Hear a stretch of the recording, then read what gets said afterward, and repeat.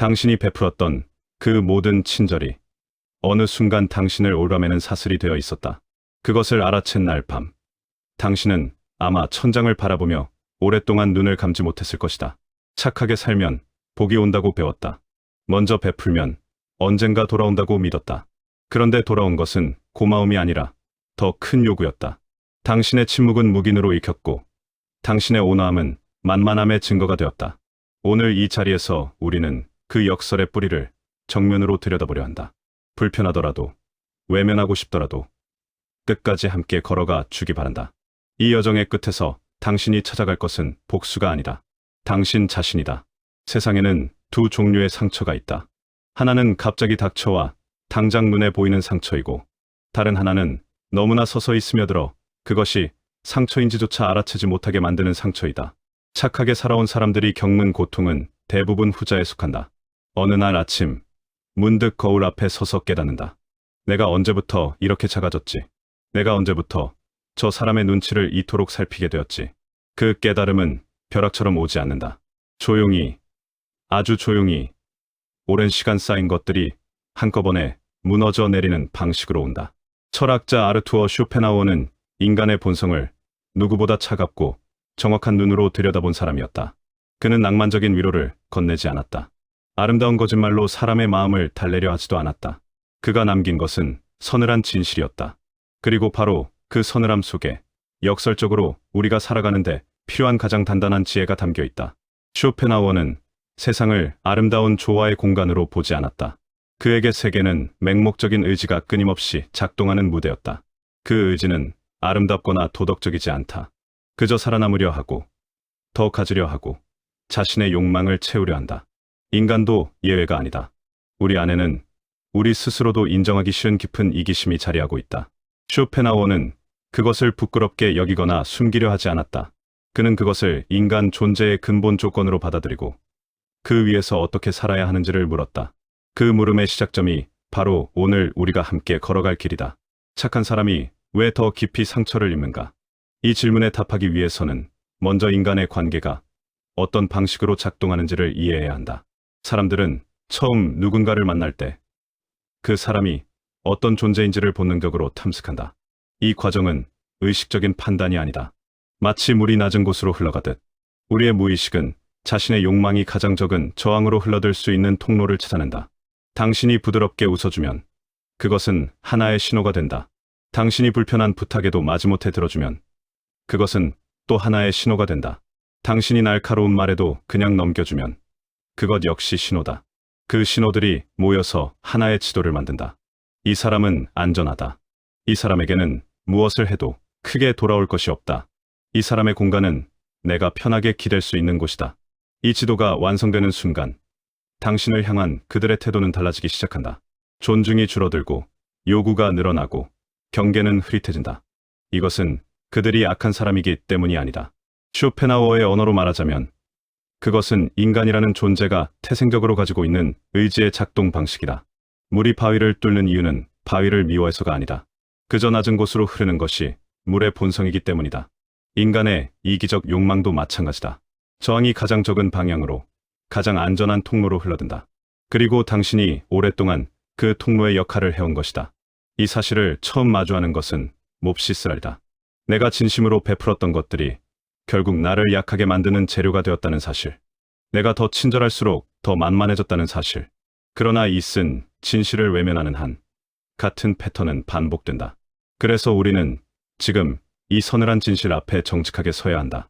쇼펜하우어는 인간의 이기심에 대해 이야기하면서 그것이 단순히 욕심 많은 사람들만의 이야기가 아님을 분명히 했다. 이기심은 인간 존재의 구조 안에 새겨진 근본적인 경향이다. 자신의 생존을 위해, 자신의 안락함을 위해, 자신의 욕망을 위해 타인을 도구로 사용하려는 본능. 이것은 선한 사람도, 교양 있는 사람도, 오랜 세월 함께한 친구도 예외가 아니다. 다만 그 이기심이 표출되는 방식이 다를 뿐이다. 거칠고 무지한 사람은 노골적으로 드러낸다. 교양을 갖춘 사람은 세련된 방식으로 포장한다. 가까운 사람은 관계라는 이름 아래 조용히 행사한다. 어느 쪽이든 본질은 같다. 자신에게 유리한 방향으로 관계를 활용하려는 욕망이다. 이것을 이해하는 것은 인간을 혐오하기 위함이 아니다. 오히려 반대다. 이것을 이해할 때 비로소 우리는 불필요한 상처를 피할 수 있다. 상대가 나를 배신했다고, 상대가 나를 이용했다고 분노하며 소진되는 대신 그것이 인간의 본성이 작동한 결과임을 냉정하게 볼 수 있게 된다. 그 냉정한 시선이 당신을 보호한다. 쇼펜하우어가 즐겨 인용했던 한 이미지가 있다. 추운 겨울날, 고슴도치들이 서로의 온기를 나누기 위해 가까이 다가가지만 너무 가까워지면 서로의 가시에 찔린다는 이야기다. 그래서 고슴도치들은 끊임없이 거리를 조절한다. 너무 멀지도 않고 너무 가깝지도 않은 거리. 서로의 온기는 느끼되 서로의 가시에는 찔리지 않는 거리. 이것이 쇼펜하우어가 인간관계에서 말하는 핵심이다. 배려와 거리는 모순이 아니다.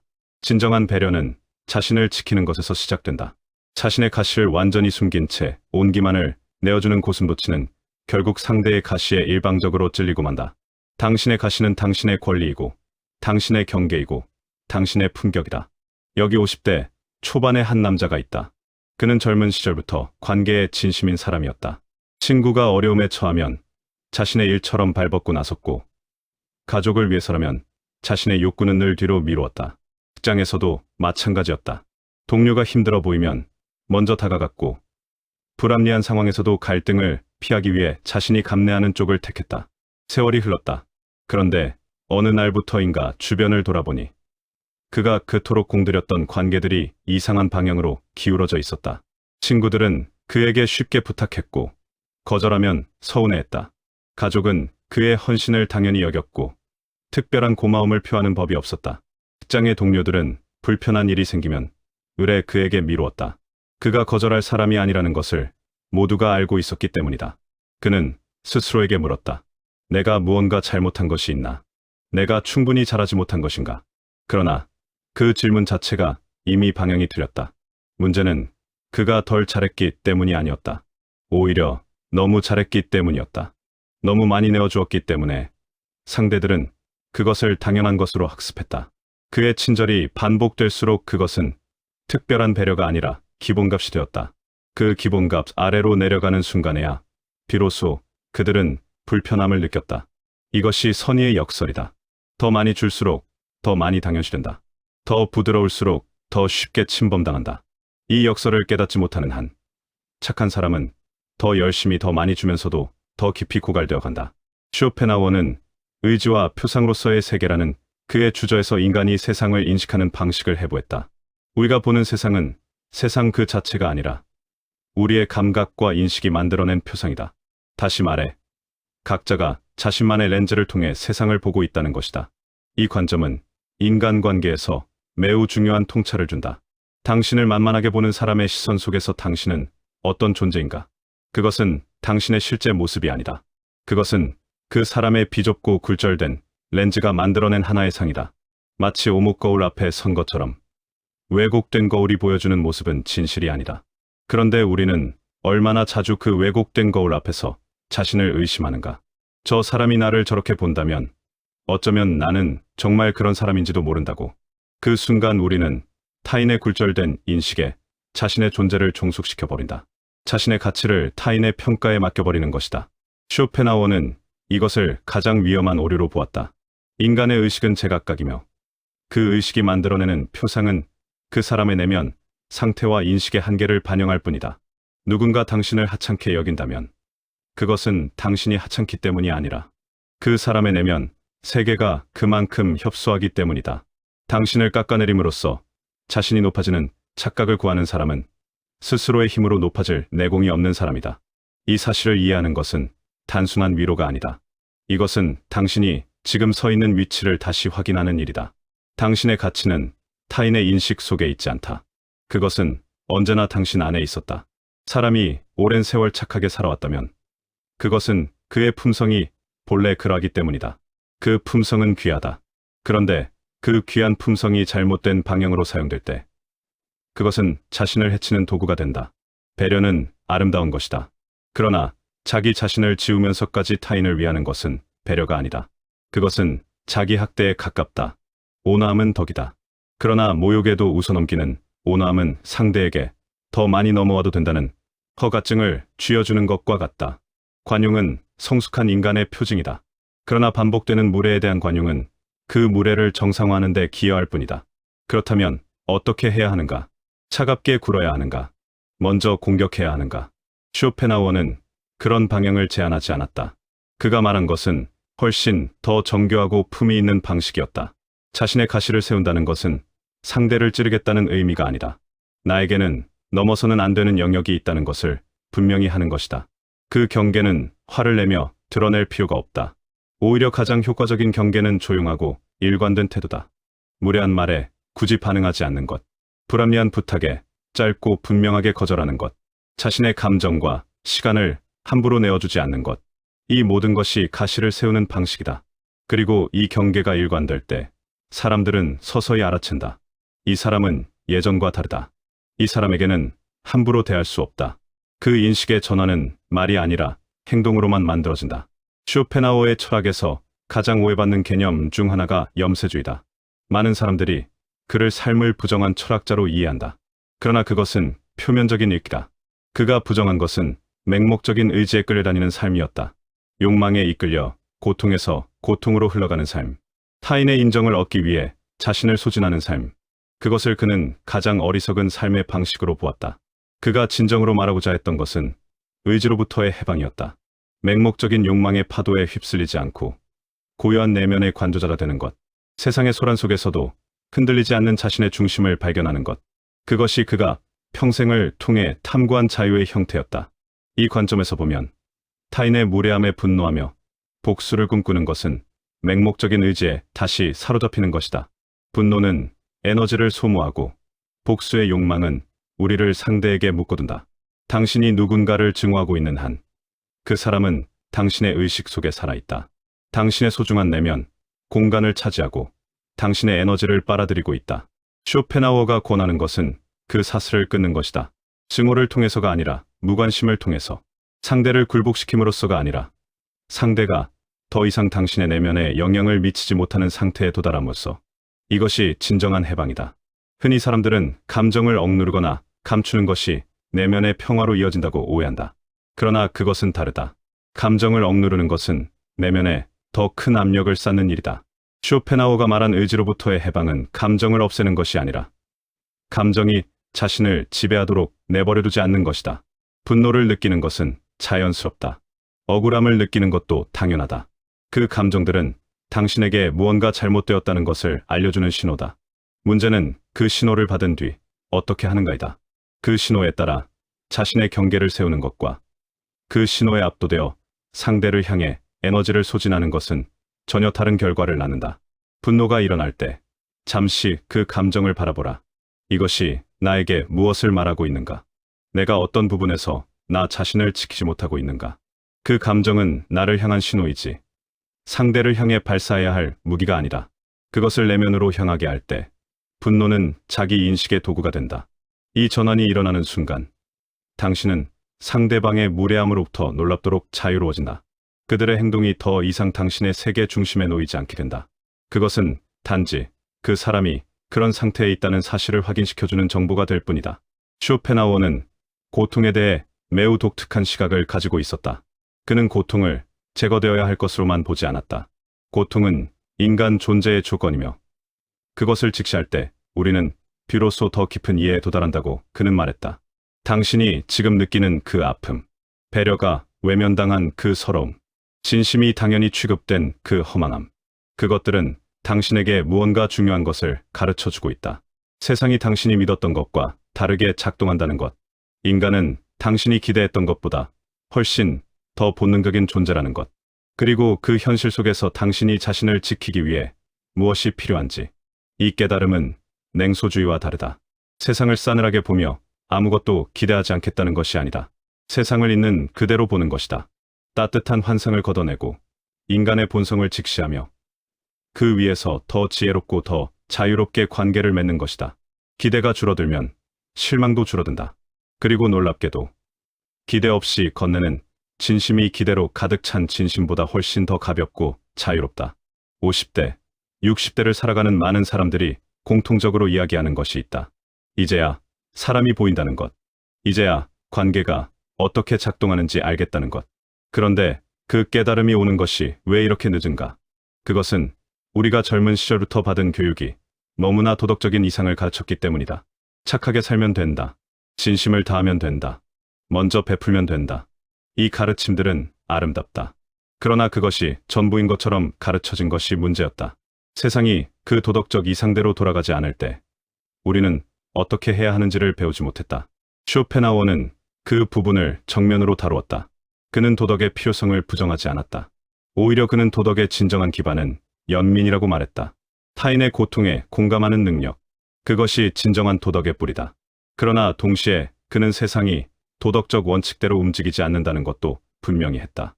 그 두 가지를 함께 이해할 때 우리는 착하면서도 강한 사람이 될 수 있다. 착함과 강함은 반대말이 아니다. 오히려 진정한 착함은 강함을 전제로 한다. 자신을 지킬 수 있는 사람만이 진정으로 타인을 도울 수 있다. 자신의 경계를 명확히 할 수 있는 사람만이 타인에게 진심을 다할 수 있다. 자신을 소진하면서 베푸는 것은 언젠가 반드시 한계에 부딪힌다. 그리고 그 한계에서 터져나오는 것은 종종 오래된 상처와 누적된 분노다. 이제 구체적인 이야기를 해보자. 당신의 삶 속에서 당신을 만만하게 대하는 사람이 있다. 오래된 친구일 수도 있고, 가족일 수도 있고, 직장 동료일 수도 있다. 그 사람과의 관계에서 당신은 어떤 선택을 할 수 있는가? 첫 번째 선택은 그 사람을 바꾸려는 시도다. 내 마음을 설명하고, 내 상처를 호소하고, 제발 이렇게 대하지 말아달라고 요청하는 것. 이것이 가장 먼저 떠오르는 자연스러운 반응이다. 그러나 쇼펜하우어의 관점에서 보면 이것은 가장 효과가 적은 선택이다. 인간의 본성은 설명이나 호소로 바뀌지 않는다. 상대가 당신을 함부로 대하는 것은 그 사람의 내면 상태에서 비롯된 것이다. 당신의 설명이 그 상태를 바꿀 수 없다. 오히려 당신이 상처받았음을 드러내는 것은 그들에게 당신이 얼마나 영향을 받는지를 보여주는 것이며 그것이 오히려 그들의 우월감을 자극할 수 있다. 두 번째 선택은 똑같이 되갚아주는 것이다. 그들이 한 것을 고스란히 돌려주고 그들이 느꼈으면 하는 것을 직접 느끼게 해주는 것. 이것은 감정적으로 매우 설득력 있게 느껴진다. 그러나 쇼펜하우어는 이것 역시 당신을 상대의 수준으로 내려가게 만드는 선택이라고 보았다. 당신이 그들과 같은 방식으로 싸우기 시작하는 순간 당신은 그들과 같은 무대에 올라서게 된다. 그 무대는 당신이 있어야 할 곳이 아니다. 세 번째 선택이 있다. 그것은 당신의 자리를 바꾸는 것이다. 그들의 무대에서 내려와서 그들이 올려다볼 수밖에 없는 자리로 이동하는 것. 이것은 도망이 아니다. 이것은 전략적인 상승이다. 자리를 바꾼다는 것이 구체적으로 무엇을 의미하는지 생각해보자. 당신이 지금까지 에너지를 쏟았던 방향을 바꾸는 것이다. 그들에게 이해받으려는 노력, 그들에게 인정받으려는 갈망, 그들이 당신을 어떻게 보는지에 대한 집착, 이 모든 것을 내려놓고 그 에너지를 오롯이 당신 자신을 위한 방향으로 돌리는 것이다. 당신이 오래전 포기했던 것이 있는가? 젊었을 때 해보고 싶었지만 미루어두었던 것이 있는가? 시간이 없다는 이유로, 가족을 위해서라는 이유로, 형편이 되지 않는다는 이유로 뒤로 밀쳐두었던 것들이 있는가? 그것들을 지금 꺼내야 할 때가 왔다. 새로운 배움을 시작하는 것이 될 수도 있다. 오랫동안 읽고 싶었던 책을 천천히 읽어나가는 것이 될 수도 있다. 매일 아침 혼자 걷는 시간을 만드는 것이 될 수도 있다. 오래된 취미를 다시 꺼내는 것이 될 수도 있다. 중요한 것은 그 활동 자체가 아니라 당신이 당신 자신을 위한 시간을 의식적으로 만들기 시작했다는 사실이다. 이 변화는 처음에는 작고 어색하게 느껴진다. 이렇게 해도 되는가 싶은 생각이 든다. 오랫동안 타인을 위한 삶에 익숙했던 사람에게 자신을 위한 시간은 죄책감으로 느껴지기도 한다. 그러나 그 죄책감은 당신이 틀렸다는 신호가 아니다. 그것은 당신이 너무 오랫동안 잘못된 방향으로 길들여져 있었다는 신호다. 쇼펜하우어는 고독을 특별히 높이 평가했다. 그에게 고독은 결핍이 아니라 충만함이었다. 타인과 함께 있을 때 우리는 타인의 의지와 욕망에 영향을 받는다. 그러나 혼자 있을 때 우리는 비로소 순수하게 자기 자신이 된다. 그 시간 속에서 내면의 목소리가 들리기 시작하고 자신이 진정으로 원하는 것이 무엇인지가 명확해진다. 그는 내면이 풍부한 사람일수록 혼자 있는 시간을 더 사랑한다고 말했다. 내면이 비어있는 사람은 고독 속에서 지루함을 느끼고 그것을 견디지 못해 끊임없이 외부의 자극을 찾는다. 그러나 내면이 가득 찬 사람은 고독 속에서 고요한 기쁨을 느낀다. 소란한 세상 속에서 자신만의 평온한 영역을 지킬 수 있다. 이것은 단순히 혼자 있는 것을 좋아한다는 이야기가 아니다. 자신의 내면, 세계를 풍요롭게 가꾸어 나간다는 이야기다. 생각하는 힘을 기르고, 느끼는 능력을 심화시키고, 자신만의 가치관과 기준을 더욱 단단하게 만드는 것. 그렇게 내면이 성장할수록 타인의 말 한마디에 흔들리는 일이 점점 줄어든다. 당신이 혼자 있는 시간을 진심으로 즐길 수 있게 될 때 아주 흥미로운 변화가 일어난다. 타인이 당신을 필요로 하는 방식이 달라진다. 당신을 이용할 대상으로 접근하는 것이 아니라 당신과 함께 있고 싶은 존재로 다가오게 된다. 당신이 자신을 필요로 하지 않는 사람들에게 매달리지 않을 때 역설적으로 당신을 진정으로 필요로 하는 사람들이 나타나기 시작한다. 지금까지 이야기한 것들이 머리로는 이해가 되지만 실제로 실행하는 것이 어렵게 느껴질 수 있다. 특히 오랫동안 특정 관계에 익숙해져 있는 경우라면 더욱 그렇다. 수십 년을 함께한 친구, 가족, 직장 동료. 그 관계를 갑자기 바꾸는 것은 쉬운 일이 아니다.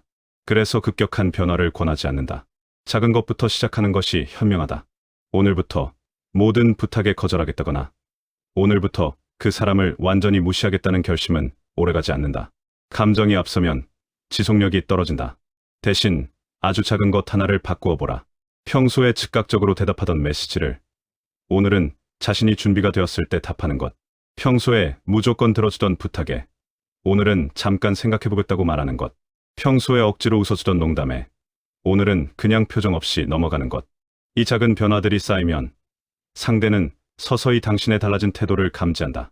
의식적으로 인지하지 못하더라도 본능적으로 느낀다. 이 사람이 예전과 다르다. 이 사람에게는 전과 같은 방식이 통하지 않는다. 그 인식이 관계의 역학을 조용히 바꾸어 나간다. 쇼펜하우어와 함께 니체의 이야기도 잠깐 해보자. 니체는 쇼펜하우어를 깊이 읽었지만 그와 다른 방향으로 나아갔다. 쇼펜하우어가 의지로부터의 해방을 말했다면 니체는 의지를 더욱 강화하는 방향을 이야기했다. 그는 힘의 의지라는 개념을 통해 인간이 스스로를 끊임없이 극복하고 성장시켜야 한다고 주장했다. 이 두 철학자는 출발점은 달랐지만 한 가지 점에서 놀랍도록 일치한다. 타인의 시선과 평가에서 자유로워져야 한다는 것이다. 쇼펜하우어는 그 자유를 내면의 고요함을 통해 찾으려 했고 니체는 그 자유를 자기 극복을 통해 쟁취하려 했다. 방법은 달랐지만 목적지는 같았다. 타인에게 의존하지 않는 자기 자신의 삶. 니체가 말한 위버맨쉬, 즉 초인의 개념은 흔히 오해받는다. 그것은 다른 사람들을 지배하는 강력한 존재가 아니다. 그것은 자신의 가치와 기준을 스스로 만들어가는 존재다. 타인의 승인 없이 자신의 길을 걸어가는 존재다. 자신에게 주어진 삶을 가장 충만하게 살아가는 존재다. 이 맥락에서 보면 당신을 함부로 대하는 사람들에게 가장 강력한 응답은 당신 자신의 삶을 가장 충만하게 사는 것이다. 그들이 당신을 깎아내릴 때 당신은 성장하고 있고 그들이 당신을 무시할 때 당신은 자신의 내면을 풍요롭게 가꾸고 있고 그들이 당신을 만만하게 볼 때 당신은 그들이 이해할 수 없는 차원으로 나아가고 있다는 사실. 그것이 가장 말 없는, 가장 품위 있는, 가장 완벽한 대답이다. 관계를 정리한다는 것이 반드시 절교나 단절을 의미하지는 않는다. 물리적으로 함께 있으면서도 심리적인 거리를 유지하는 것이 가능하다. 그리고 때로는 그것이 더 현실적인 선택이다. 가족과의 관계에서는 특히 그렇다. 가족을 끊어낼 수는 없다. 그러나 가족에게서 정서적인 의미를 구하는 방식을 바꿀 수는 있다. 가족이 나를 알아주기를 기다리는 것을 멈추고 내가 나 자신을 알아주는 것을 시작하는 것. 가족의 반응에 따라 내 기분이 좌우되던 것을 멈추고 내 기분의 원천을 내 안에서 찾는 것. 이것은 가족을 사랑하지 않겠다는 말이 아니다.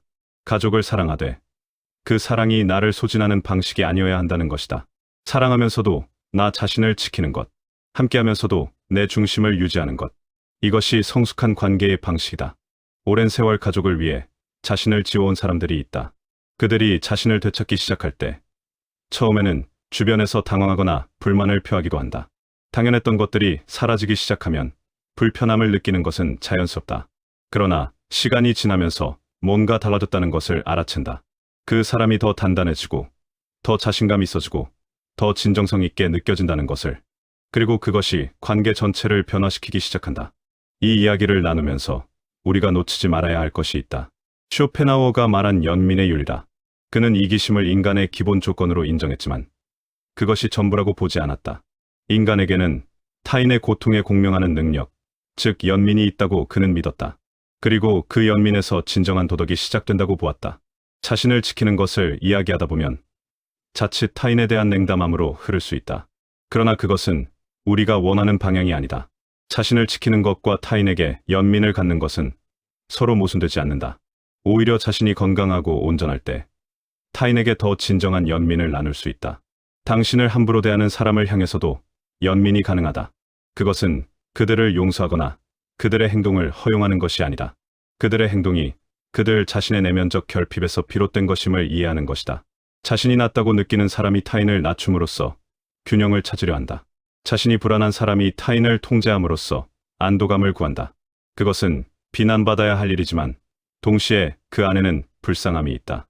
그 연민이 있을 때 당신은 그들의 무례함의 상처를 덜 받는다. 날카로운 가시를 세운 고슴도치를 보면서 저 고슴도치는 원래 가시가 많구나라고 생각하면 찔리지 않을 수 있다. 그러나 그 고슴도치에게 내 살결을 내어주지도 않아야 한다. 삶의 후반을 살아가는 사람들에게 쇼펜하우어의 철학이 특별히 의미 있는 이유가 있다. 젊었을 때는 아직 시간이 있다는 생각에 많은 것을 미루고 많은 것을 참고 많은 것을 포기한다. 그러나 세월이 쌓이면서 시간이 유한하다는 것이 더욱 실감되기 시작한다. 그리고 그 유한함 앞에서 남은 시간을 어떻게 쓸 것인가에 대한 질문이 더욱 절박해진다. 쇼펜하우어는 시간의 가치를 매우 높이 평가했다. 우리에게 주어진 가장 소중한 자산은 시간이며 그것을 어디에 쓰는가가 삶의 질을 결정한다고 그는 생각했다. 타인의 무례함에 에너지를 소모하는 것, 타인의 인정을 갈구하는 것, 타인의 시선에 자신을 맞추는 것, 이 모든 것은 당신의 가장 소중한 자산인 시간을 타인에게 바치는 것이다. 그 시간을 되찾아야 한다. 남은 시간을 당신이 진정으로 원하는 방식으로 살아가는 데 써야 한다. 그것이 거창한 것일 필요는 없다. 매일 아침 커피 한 잔을 천천히 음미하는 것일 수도 있다. 오랫동안 읽고 싶었던 책을 마침내 펼치는 것일 수도 있다. 좋아하는 음악을 틀어놓고 아무것도 하지 않는 시간을 갖는 것일 수도 있다. 그 소박한 순간들 속에서 자신이 자신에게 충분하다는 감각을 회복하는 것. 그것이 쇼펜하우어가 말한 진정한 행복의 모습에 가깝다. 쇼펜하우어는 행복에 대해서도 매우 독특한 관점을 가지고 있었다. 그는 행복을 적극적으로 추구해야 할 목표로 보지 않았다. 오히려 고통의 부재, 불안의 소멸, 내면의 평정 속에서 행복은 자연스럽게 찾아온다고 그는 말했다. 우리는 흔히 행복을 무언가를 얻었을 때, 누군가에게 인정받았을 때, 바라던 것이 이루어졌을 때 오는 것으로 생각한다. 그러나 그런 행복은 오래가지 않는다. 얻은 것에 곧 익숙해지고 인정은 또 다른 인정을 갈구하게 만들고 이루어진 것은 새로운 바람을 낳는다. 이것이 욕망의 구조다. 충족되는 순간 새로운 결핍을 만들어낸다. 쇼펜하우어가 찾은 다른 길은 내면의 정화였다. 불필요한 욕망을 줄이는 것, 타인의 평가에 흔들리는 자신을 고요하게 만드는 것, 지금 이 순간 있는 그대로의 자신과 화해하는 것, 그 상태에서 찾아오는 평정이 그가 말한 진정한 행복에 가장 가깝다. 이것은 아무것도 바라지 말라는 뜻이 아니다. 성장하고 발전하는 것을 포기하라는 뜻도 아니다. 외부의 것들이 자신의 내면, 상태를 결정짓도록 내버려두지 말라는 것이다. 당신의 평온이 타인의 태도에 달려 있어서는 안 된다. 그것은 타인에게 당신의 인생 열쇠를 맡겨두는 것과 같다. 실제로 자신을 되찾은 사람들의 이야기를 들어보면 공통적인 전환점이 있다. 어느 순간 더 이상 이렇게는 살 수 없겠다는 결단이 생기는 것이다. 그 결단은 분노에서 오기도 하고 깊은 피로에서 오기도 하고 조용한 깨달음에서 오기도 한다. 형태는 달라도 그 본질은 같다. 지금까지의 방식을 멈추겠다는 결심. 그 결심 이후에도 모든 것이 한 번에 바뀌지는 않는다. 오랜 습관은 쉽게 사라지지 않고 주변의 반응은 즉각적으로 달라지지 않는다. 처음에는 오히려 더 어색하고 더 외로운 느낌이 들기도 한다. 예전처럼 모두에게 맞춰주던 때가 더 편했던 것 같다는 생각이 드는 순간도 있다. 그러나 그것은 당신이 잘못된 방향으로 가고 있다는 신호가 아니다. 낡은 것이 사라지고 새로운 것이 자리 잡는 과정에서 느끼는 당연한 불편함이다.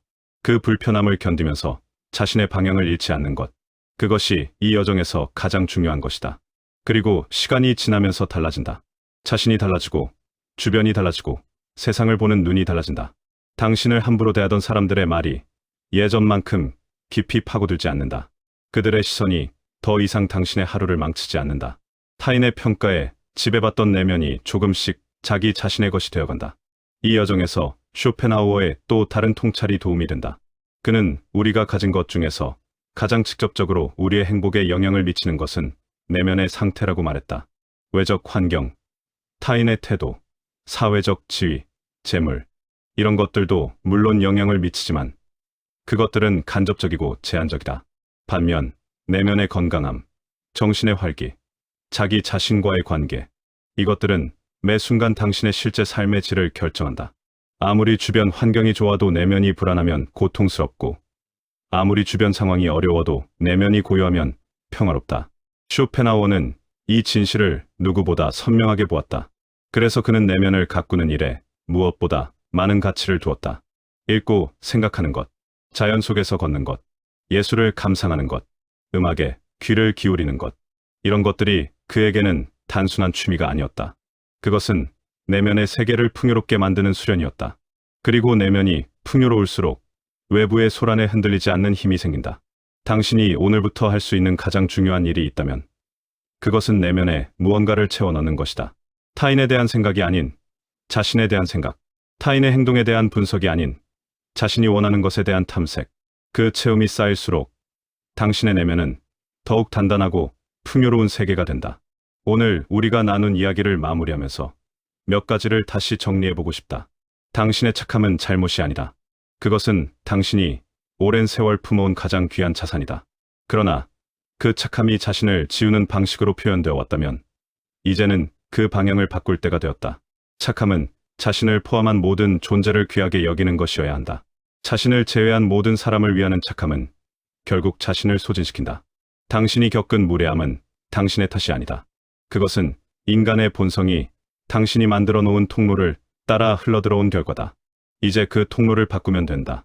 갑자기 차갑게 굴거나 모든 것을 단절할 필요는 없다.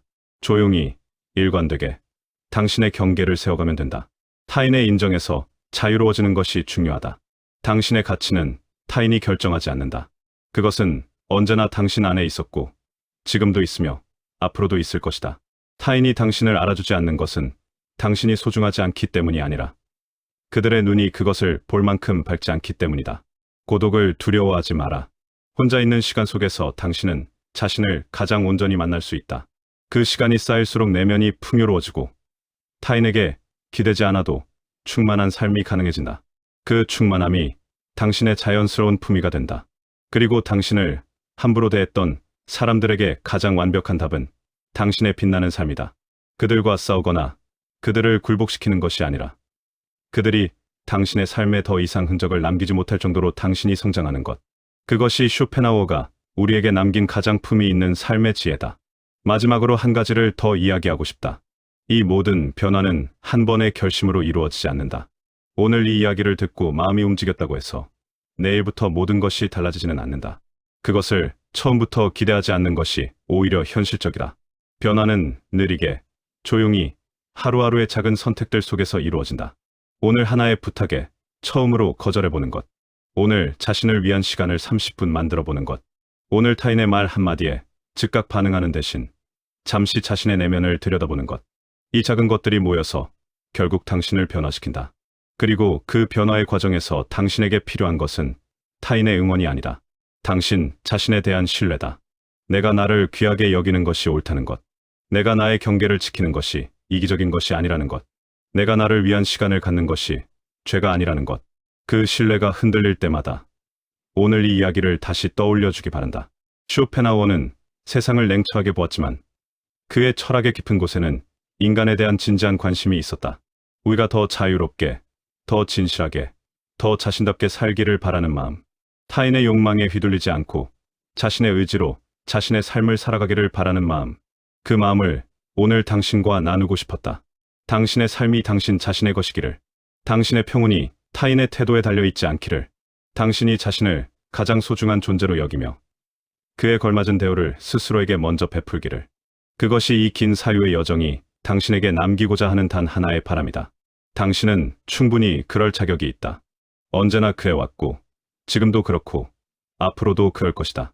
그 사실을 기억하며 오늘 하루도 당신만의 고요한 품위로 걸어가시기 바란다.